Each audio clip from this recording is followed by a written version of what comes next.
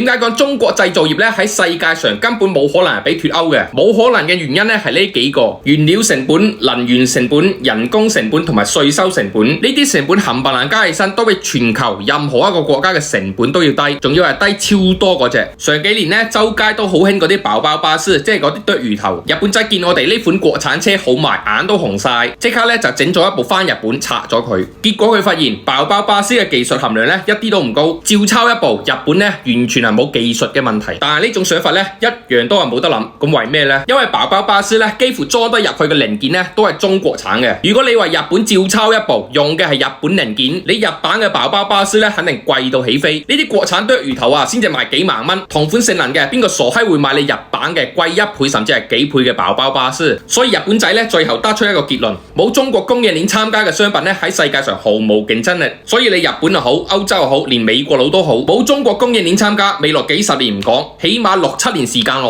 喺呢個世界上流通嘅商品，如果冇中國供應鏈參加嘅，一律都會接埋。揸落一個1蚊雞嘅打火機嚟講，全世界99%嘅國家咧都係整唔到出嚟嘅，剩低個1%，如果你冇中國供應鏈提供零部件，你一樣整到出嚟。